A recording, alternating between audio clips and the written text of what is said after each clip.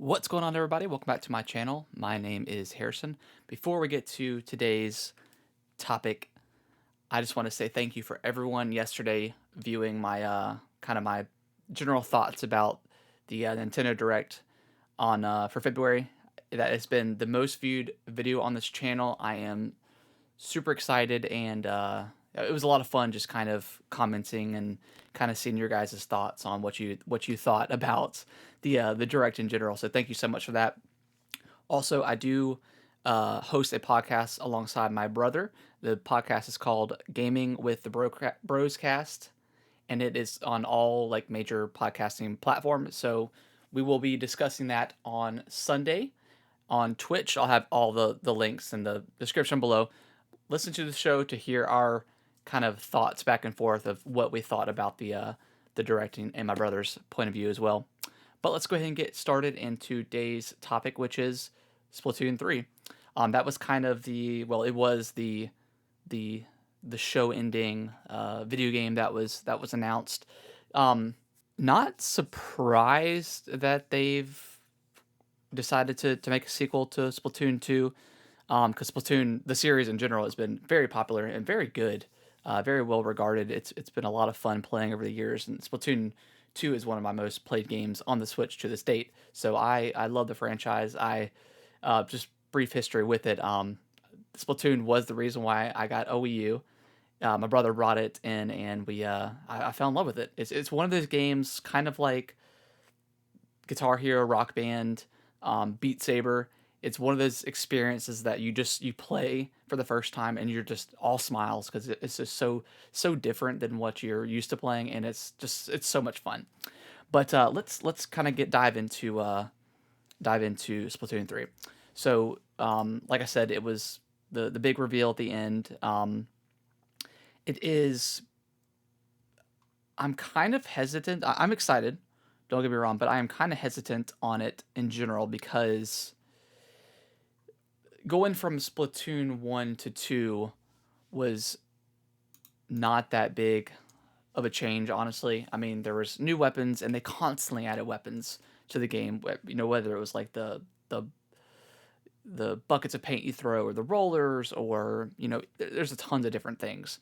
But the campaign was relatively the same that I'm remembering. Um, and that style of campaign, I really don't want them to repeat that in 3. I want to see something different, and it looks like from what the video kind of gave us a glimpse of, it is going to be different.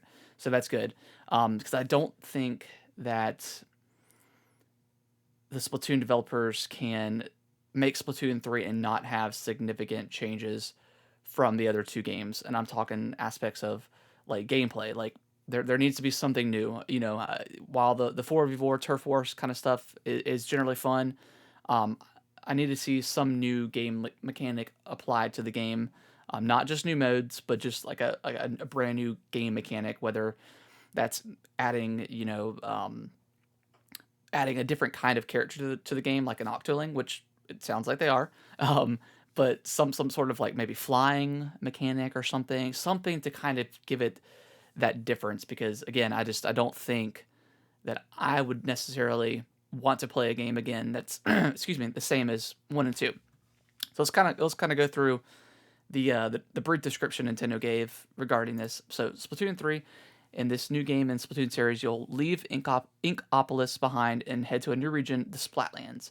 Its heart is a new city where battle-savvy Inklings and Octolings gather, Splatsville, also known as the City of Chaos. Splatoon 3 introduces various features to the action shooter series, including weapons such as the bow weapon, which we saw, customization options, and movement abilities to bring to the returning 4v4 Turf Wars matches. So that's very exciting. The movement abilities and specifics. The weapons, I'm cool with. Like, obviously there's gonna be more weapons, but the movement abilities specifically, that could be a ton of different new things. Like I talked about, maybe flying or something like that.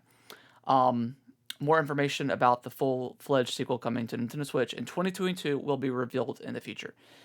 So I mean, maybe with the Octolings, go underwater or use the water in some aspect or regard or something like that. I do want to say that I know the game's not until 2022, but it's still fun to speculate and fun to kind of give my thoughts and my worries about the game too. And only because Splatoon 1 and 2 were so similar that it leaves me a little bit worried for 3. So that being said, I just kind of want to see what they have to offer going into the future, and they'll let us know, of course, in upcoming directs for Splatoon. So with like the desert setting, I'm hoping, because yes, it's multiplayer, but I want to see a huge shakeup to the campaign. I want to see maybe side missions that you do, maybe some sort of open world or open area that isn't just contained to these kind of like small bite-sized levels, which were great in 1 and 2. But I want to see something truly different. So here we see the new bow weapon, which looks pretty cool, and then like the train, like it's interesting if that's going to be like the form of like fast travel or something between the city of chaos and wherever else you go, or maybe you just stick to the city, because like at this point I was pretty excited to see what they had to offer, but then it just kind of transitions into the city, which we're used to with Splatoon, so that made me a little bit worried, but we'll see. So here we go. We are into the city. It kind of looks like the city from Splatoon 1 and 2. Maybe you'll be able to travel throughout there a little bit more. There's no really way of telling right now. Of course, in the trailer ends. So it looks like maybe there's... So you got like the new launching stuff, which is neat. A way to popping in. And then it just kind of goes to a kind of just a generic Splatoon level that we're kind of used to seeing. So hopefully more to come. More gameplay improvements, stuff like that. Obviously there's a couple new like abilities, weapons, stuff like that, so we shall see. I'm excited for Splatoon 3. Just a little bit hesitant because I just want there to be more game than there was in Splatoon 1 and 2. So and Nintendo they have their history of games being way more expensive than they should be. I may do a video about it, but maybe not. We'll see. But Zelda Skyward Sword that just got announced, it's $60 for an 11-year-old game now, I think, with slight improvements to the quality of the graphics being in HD, and then like the motion control stuff, more options with buttons. Zelda Link's Awakening was a $60 game as well. I really like that game. Was it worth $60?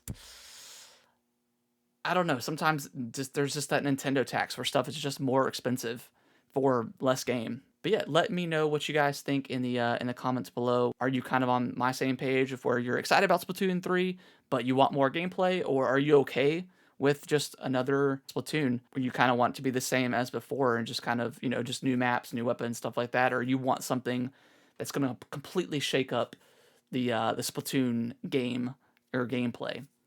Yeah, let me know if you guys like this style of video. Give it a thumbs up and consider subscribing to the channel. Have y'all have a great day.